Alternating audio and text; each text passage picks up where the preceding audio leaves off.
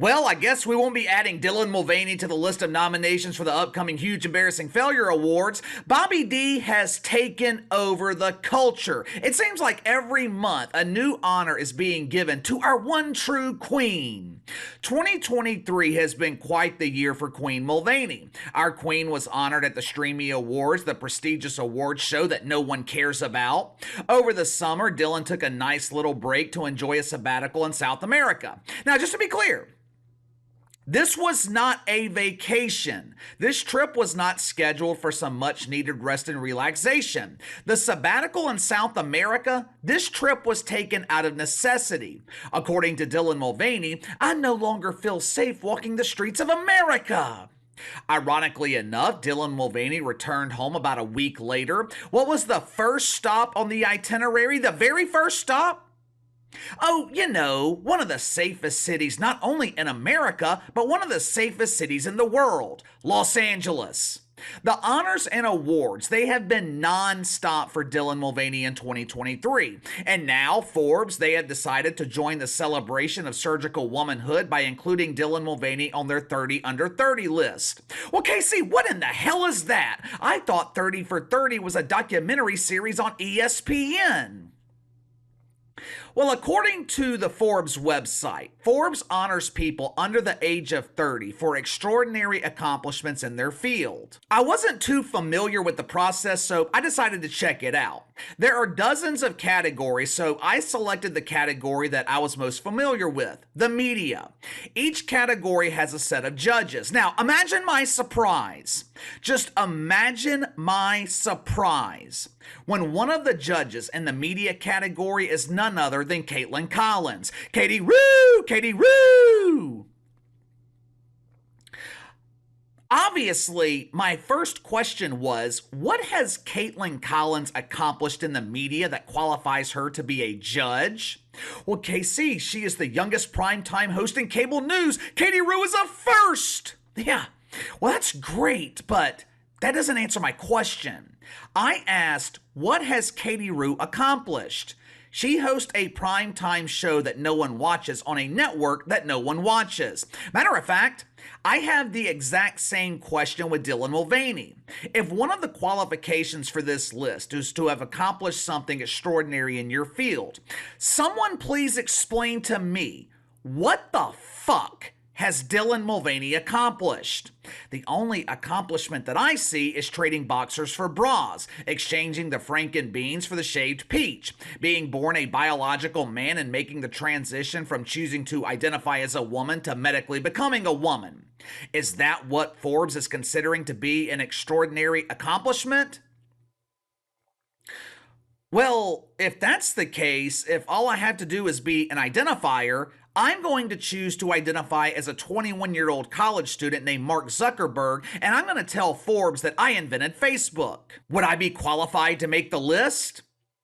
Forbes, they placed Dylan Mulvaney in the category of social media influencers. According to Forbes, the actress gained viral fame with Days of Girlhood, which drew more than 1 billion views. Interesting choice of words. Actress. Now, I don't know about you guys, but I didn't know that Dylan Mulvaney was an actress. I looked up the filmography, didn't see any credits listed. Well, that's rather strange. Normally, actors, they are very eager to list their acting credits. Shows their experience, helps them land future roles. If Dylan Mulvaney is an actress, where are all the credits? Where is the filmography? According to the social media profile, Dylan Mulvaney alternates between she, her, and they, them pronouns. Well, maybe that's what Forbes meant when they used the term actress. Sometimes our queen feels like a they, sometimes they act like a them. Dylan Mulvaney was named by Forbes as their top creator of 2023.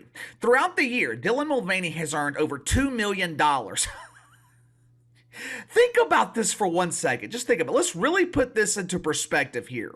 Dylan Mulvaney became a multi-millionaire by documenting a journey of a former man becoming a new woman. I want you to tell me another country on this planet where this type of financial success is possible.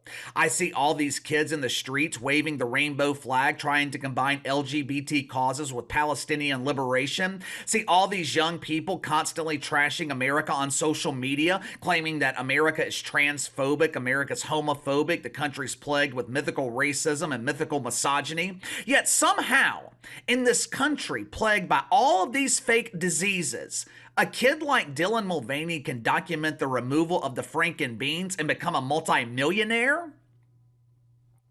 I know for a fact this would never happen in most of the countries in the Middle East. Vlad Putin, he ain't allowing this to happen in Russia. China, forget about it.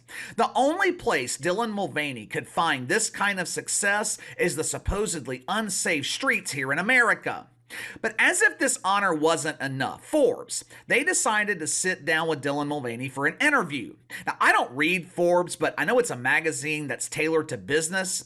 I would assume Forbes is read by business professionals. Maybe they study other business professionals so they can emulate their success. Perhaps they even read Forbes looking for business advice. I don't know. But who is the most qualified person to provide business advice? According to Forbes, it's Dylan Mulvaney. They sat down for a 5-minute interview with Bobby D, and it was filled with words of wisdom. All of my aspiring entrepreneurs out there, get your pen and pad ready. Listen to the inspirational advice from Dylan Mulvaney. Roll the film. Sure. What is the one business rule that you operate by no matter what? Oh, I love this. My agent, Stephanie, she always says, don't react, respond. And so if something happens in my life, I often will either at least sleep on it, but sometimes it's taking a few extra days to really make sure that, I'm not coming out of a place of anger or anxiety or frustration, and that it's purely who I am and can operate on a really neutral level. The LGBTQ plus community has nearly $4 trillion in global purchasing power. We've got the purchasing power. Exactly. Yet brands are still shying away from LGBTQ plus representation. What would you say to brands that are, despite this fact? I would say, well, that's a disappointment because we're here and we're not going anywhere. I think I would like my legacy, this sort of idea of like celebrity 2.0. Did I just hear Dylan Mulvaney referred to in the third person as Celebrity 2.0? What the hell does that even mean? Is this some new form of celebrity that I haven't heard about? I think we used to refer to this group as B-list celebrities, people who became famous for accomplishing nothing, those people on Bravo who became famous for starring in reality shows. All they do is get drunk and make a fool of themselves on national television. We used to call those people B-list celebrities. Now, according to Dylan Mulvaney, we're supposed to call them Celebrity 2.0. I guess the description kind of fits. Reality stars are famous for accomplishing nothing, and so is Dylan Mulvaney. I watched this interview with Dylan Mulvaney 3 times, 15 minutes of my life wasted listening to the musings of Dylan Mulvaney. But there was a reason that I went through this interview 3 times. I wanted to make sure that I didn't miss something. I wanted to make sure that I wasn't overlooking something. Forbes, they mentioned all of these brands that partner with Dylan Mulvaney. Our queen is the face of Maybelline. Dylan has brand deals with Nike along with fellow victim Colleen Kaepernick. Dylan has brand deals with Ulta. 2023 was the year of Bobby D. I kept waiting for Forbes to mention the most high-profile partnership, Bud Light. There was plenty of time for Bud Light to be mentioned. Forbes could have removed the segment where Dylan Mulvaney is offering business advice, and they could have talked about the successful partnership with Bud Light. But for some reason, Forbes, they failed to bring it up. I wonder why. I'm sure this was just an oversight. I'm sure this was a clerical error. Maybe Forbes just forgot. I mean, there have been so many sponsorship deals with Dylan Mulvaney. Maybe Forbes just simply overlooked this one. We all know why Forbes failed to mention Bud Light. It would automatically disqualify Dylan Mulvaney from being on this list. Dylan Mulvaney might be the big winner in 2023, but I can tell you with 100% certainty who is the biggest loser. Matter of fact, I've had several of you guys email me this afternoon nominating Bud Light for the Huge Embarrassing Failure Awards. Since their partnership with Dylan Mulvaney, Bud Light's lost over $400 million in sales revenue. For decades, Bud Light top-selling beer in America. Not anymore. From April to September, sales of Bud Light declined every week. Most of those weeks, the declines were in the double digits. According to their third quarter earnings report, sales from July to September declined by 13.5%. Retail sales, almost 18%.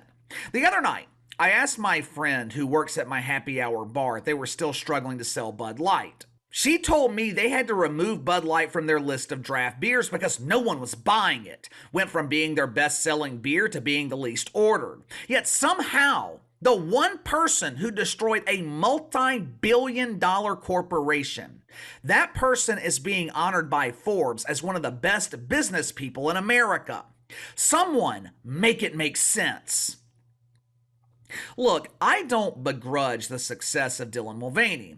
I know we have a lot of fun here on the channel making jokes about Queen D, but I'll never be mad at someone for making money, making a living. I might not agree with how they're making the living, but I'm not going to hate on it. In my opinion, and this is just pure speculation on my part, I think Dylan Mulvaney started this journey just playing around. I think this all started as a joke. Towards the beginning of that interview with Forbes, Dylan Mulvaney even admitted that this all started in a joking, lighthearted manner. But once it gained traction, once people began to take notice and the mainstream began to take notice, I think Dylan Mulvaney started to play a role. And that role kind of just took on a life of its own, hence the term actress. But here's my one problem with it. What kind of message does this send to young, impressionable kids? Because that is the target audience of Dylan Mulvaney. That's who's watching these videos. Kids. What message is this sending to them? All I have to do is document changing my gender, and I can be the next Dylan Mulvaney. I remember years ago, Barack Obama, he was giving a speech at some high school. He was talking about this perceived notion in the black community that young black men can only dream, can only grow up to be rappers and professional athletes. Barack Obama, he was encouraging these kids to be doctors, lawyers, engineers. He said something to the effect of, don't dream of being the next Lil Wayne, be the next Anthony Fauci. Obviously, it's a horrible, horrible example, but you get what Barack Obama was trying to say. And it's the same sentiment with Dylan Mulvaney. Transitioning genders, that is not a profession. It's not some professional accomplishment. It's a personal choice. I don't know. Just let me know what you think. Forbes, they become the latest brand to honor Dylan Mulvaney. Does it make any sense to you? I mean, how can a magazine that is focused on success and business honor someone that successfully tanked a business? Make it make sense. Sound off in the comments below. Like, subscribe, share the video. I appreciate you guys and your continued support. Best way to contact me is by email at btlkc84@gmail.com, KC_BTL84 on Twitter. I'll see you guys tomorrow.